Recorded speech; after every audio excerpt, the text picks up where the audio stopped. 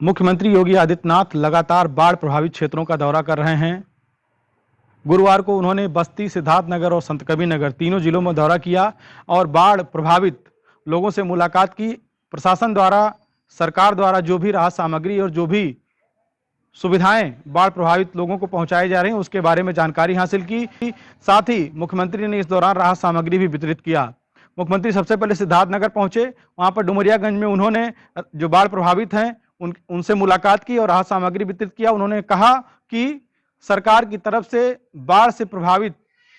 होने पर किसी की जनहानि अगर होती है, बाढ़ के वजह से किसी की अगर मौत होती है, तो उसके परिजनों को, उसके आश्रितों को, जो आश्रित हैं, उनको 4 लाख रुपए की सहायता राशि सरकार की तरफ से दी जाएगी। इसके साथ ही उन्होंने स्थानीय स्तर पर प्रशासन की तरफ से जो भी राहत सामग्री पहुंचाई जा रही है और जो भी संसाधन उपलब्ध कराए जा रहे हैं इसके बारे में जानकारी ली और स्पष्ट तौर पर निर्देश दिया कि प्रशासन की तरफ से, सरकार की तरफ से किसी स्तर पर बाढ़ से प्रभावित क्षेत्र में जो लोग हैं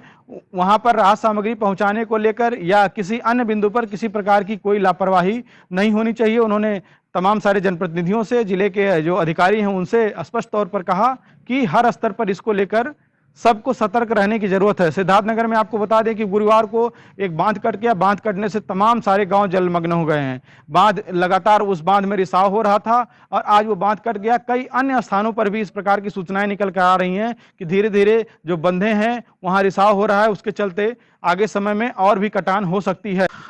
तो बस्ती मंडल के अगर तीनों जिलों की बात करें तो सबसे खराब स्थिति जो बाढ़ से है वो सिद्धार्थनगर में है। सिद्धार्थनगर में दर्जनों की संख्या में गांव में पानी घुस गया है। हजारों की संख्या में लोग बेघर होना शुरू हो गए हैं। वहां पर आलम यह है कि लोग नाव से अब पलायन कर रहे हैं, क्योंकि जब से बांध कटा है वो बांध कटने के बाद जिस तरीके से पानी का जलस्तर बढ़ा है और गांव में पानी पहले से ही बड़ी मात्रा में पानी का प्रभाव था और इस जो बांध कटा है उसके बाद लोगों में दहशत और बढ़ गई है। दर्जनों गांव ऐसे हैं जहां पर लोग अब धीरे धीरे पलायन कर रहे हैं। जो बाढ़ शिविर बनाए गए हैं वहां पर या सुरक्षित स्थानों पर वो पहुंच रहे हैं। यही आलम बस्ती जिले का है। अगर सिद्धार्थनगर जिले के बारे में और थोड़ी सी चर्चा करें तो वहां पर जो ये डुमरियागंज में जो पुल है उस पुल पर बड़े वाहनों के आवागमन को पूरी तरीके से बंद कर दिया गया, क्योंकि जल स्तर जो है वो खतरे के निशान से बहुत ऊपर बह रहा है। ऐसे में सुरक्षा के लिहाज से कि किसी प्रकार का कोई हादसा ना हो, बड़े वाहनों को पूरी तरीके से वहां पर आवागमन बंद हो गया है। जो ट्रक दोनों तरफ से वहां पे पहुंच रहे हैं, उसके बाद जो सामान उसमें आ रहा है, चाहे वो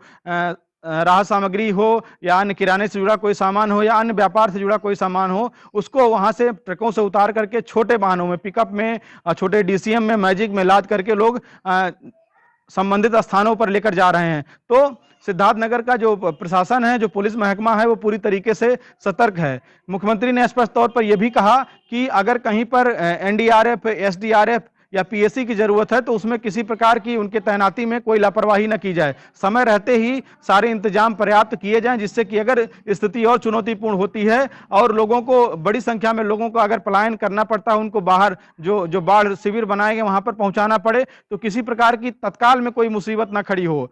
इसके अलावा अगर दुबौलिया की बात करें तो दुबौलिया में भी अब कई घर ऐसे हैं, कई गांव ऐसे हैं जो पूरी तरीके से जलमग्न हो गए हैं। वहां पर अब लोगों के लिए रहना संकट हो गया है। लोग वहां से पलायन कर रहे हैं और बाढ़ शिविर जो बनाए गए हैं वहां पर पहुंच रहे हैं। पशुओं के लिए चारे का संकट पैदा हो गया है। दुबौलिया क्षेत्र से तमाम स्थानों से ऐसी भी तस्वीरें निकलकर सामने आ रही हैं जहां लोग अपने घरों की छत पर अपना ठिकाना बनाए हुए हैं, क्योंकि घर के भीतर पूरी तरीके से पानी भर गया है। इस दौरान कुछ लोगों ने बताया कि जो तमाम सारे जरूरी जो कागजात थे, तमाम अन्य जो सामान थे, वो पानी के चलते खराब हो गए हैं। तो लेकिन सबसे बड़ी जो प्राथमिकता है, चाहे वो सरकार की हो, प्रशासन की हो या खुद जो ग्रामीण है, वो है जीवन रक्षा करने की, कि कैसे वो अपने आप को सुरक्षित बचाकर रखें। क्योंकि धीरे धीरे जब पानी का दबाव घटेगा, जलस्तर घटेगा, तो स्थितियां सामान्य होगी। लेकिन फिलहाल पूरी तरीके से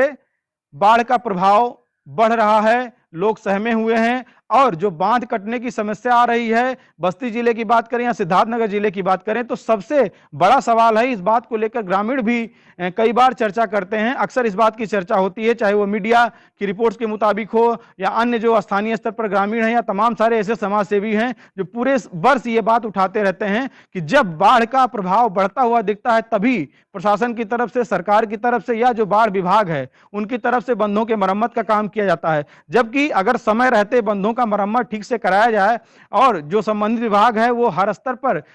ऐसे स्पॉट को चिन्हित करके वहां पर ढंग से मरम्मत कार्य कराए और जहां पर जो जरूरी बदलाव किए जाने हैं वो करे, तो शायद इस तरीके से बांध कटने की सूचना और जो बड़ी संख्या में जिस तरीके से लोग प्रभावित होते हैं बाढ़ से, उसमें थोड़ी सी कमी देखी जा सकती है। तो बंधों के मरम्मत का कार्य समय रहते चलना चाहिए और अचानक ज्यादा जो है स्थिति चुनौतीपूर्ण ना हो, लोग ज्यादा संकट में, लोगों के ऊपर संकट के बादल ना मंडराएं। अगर ये लगातार प्रयास किए जाएं तो इन स्थितियों से निपटा जा सकता है और प्रशासन और ग्रामीणों की जो चुनौती है वो थोड़ी सी कम की जा सकती है। तो मुख्यमंत्री योगी आदित्यनाथ ने साफ तौर पर यह कहा है कि सभी जिलों में जो भी बाढ़ से प्रभावित जिले हैं, क्योंकि कल मुख्यमंत्री बलरामपुर जिले में थे और उधर के जिलों में उन्होंने दौरा किया, वहां पर भी उन्होंने स्पष्ट तौर पर जो सरकार की तरफ से सुविधाएं दी जा रही हैं, सरकार के जो भी पहल हैं, जो भी सरकार के फैसले हैं, उसके बारे में उन्होंने लोगों को बताया। लेकिन आज जिस तरीके से सिद्धार्थनगर, उसके बाद बस्ती और फिर संतकबीरनगर, तीनों जिलों में ताबड़तोड़ दौरों के बाद एक बात यह मानी जा सकती है कि जिस तरीके से राहत सामग्री को लेकर और अन्य जरूरी संसाधन सुविधाओं को लेकर कुछ ग्रामीणों के द्वारा शिकायतें दर्ज कराई जा रही थी, प्रशासन की तरफ से जो वहां पर लापरवाही बरती जा रही है, उसमें सुधार होने की उम्मीद है। क्योंकि बस्ती जिले में साफ तौर पर जमीनी हकीकत यह थी जिसमें ग्रामीणों ने साफ तौर पर कहा कि जरूरत के जो भी राहत सामग्री है या जो अन्य संसाधन है वो सभी लोगों तक नहीं पहुंच रहे हैं, चाहे वो राहत सामग्री की बात हो या स्वास्थ्य सुविधाओं की बात हो या जो पशुओं के स्वास्थ्य सुविधाओं से जुड़ी कोई बात हो या अन्य इस तरीके की जो सुविधाएं हैं वो पर्याप्त मात्रा में लोगों तक नहीं पहुंच रही है। हमने सिद्धार्थनगर में तमाम ग्रामीणों से बात किया जिन गांवों में पूरी तरीके से पानी भर चुका है, लोगों की दिनचर्या प्रभावित है, लोग कहीं आ जा नहीं पा रहे हैं, खासकर जो दिहाड़ी मजदूर हैं उनका पूरा काम धाम ठप है, जो दुकानदार है उनका काम ठप है और तमाम जो छोटे छोटे व्यापारी जहां पर बाजारें लगती थी या छोटे मोटे काम करके जो लोग अपने परिवार का भरण पोषण करते हैं, उनकी स्थिति काफी चुनौतीपूर्ण हो गई, उनके सामने जीविका का संकट मर रहा है। क्योंकि अब जो अनुमान बताया जा रहा है विभाग के द्वारा, वो ये कहा जा रहा है कि आगामी दिनों में जलस्तर बढ़ेगा। सिद्धार्थनगर की स्थिति तो ऐसी है कि तमाम सारे गांव में बहुत दूर दूर तक, आप वीडियो में भी देख सकते हैं, तमाम सारे गांव में बहुत दूर दूर तक पानी पूरी तरीके से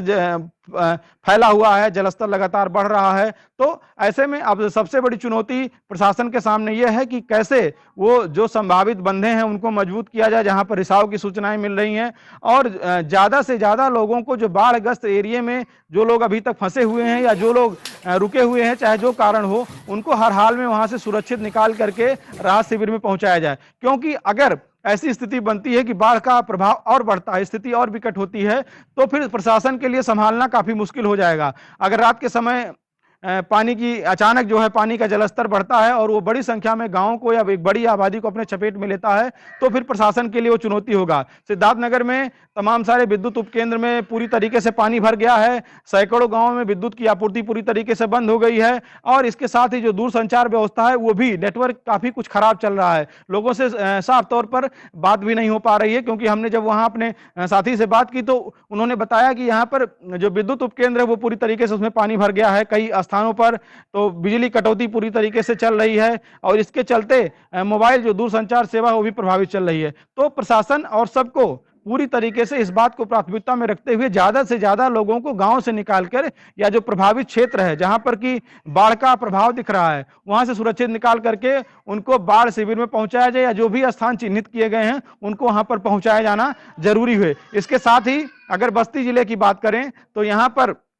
जिलाधिकारी प्रियंका निरंजन और जो सांसद हरीश द्विवेदी हैं, इसके अलावा अन्य जो जनप्रतिनिधि हैं, चाहे वो स्थानीय विधायक वहां पर हरैया के अजय सिंह हो, उनके स्तर से भी लगातार लोगों से अपील की जा रही है कि वो जो गांव में जो असुरक्षित है जगह हैं जहां पर पानी लगातार बढ़ रहा है, वहां से वो निकलकर सुरक्षित स्थान पर पहुंच जाएं, अपना जो बाढ़ शिविर बनाए गए वहां पर पहुंच जाएं, वो किसी लालच में ना आए। क्योंकि अचानक अगर पानी का स्तर बढ़ता है तो फिर प्रशासन के लिए काफी स्थिति चुनौतीपूर्ण होगी। अरे हमारे यहाँ तो ऐसा स्थिति है, इतना भयावह स्थिति हो गई है कि जो है यहाँ काफ़ी घरों में, लगभग समझ लीजिए 90% घरों में पानी घुस गया है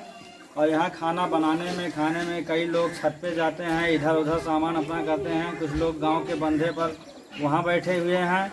और यहाँ बड़ी दिक्कत हो रही है। और यहाँ जाने के लिए बड़ी दिक्कत है। एक नाव कल आई है इलाहाबाद से और उसी से कुछ लोगों की दर्द दवाई हो रहा है, इधर उधर जा रहे हैं। हम गांव की, चूँकि हम गांव के प्रधान प्रतिनिधि हैं, तो इसमें जो हम काफ़ी 4-5 दिनों से हम यहीं पड़े हैं। कहीं आने जाने लायक नहीं है और सब लोग पूरा गांव त्राह त्राह मचा हुआ है। पशुओं के लिए चारे की बहुत दिक्कत हो गई है, पशुओं का चारा नहीं मिल पा रहा है। जितना यहाँ पे ज़मीन था सब डूब चुका है, फसल पूरा पूर्ण रूप से बर्बाद हो चुका है, उसमें कुछ बचा ही नहीं है। में घर में पानी घुस गया है और सरकार को मालूम है हम लोग का खाने का रहने का ठिकाना नहीं है। भैंस गोरू कहाँ लेके जाऊं, अपना लड़के बच्चे को कहाँ लेके जाऊं। जो फसल है हमारा सब डूब गया है, तैयार फसल डूब गया और घर में पानी भरने की वजह से जो गेहूं था धान था ये सब भीग गया है, बर्बाद हो गया है, रहने का जगह भी नहीं रह गया है। सब जानवरों को जानवर चारा नहीं मिल रहा है, पेट के लिए भोजन नहीं मिल रहा है।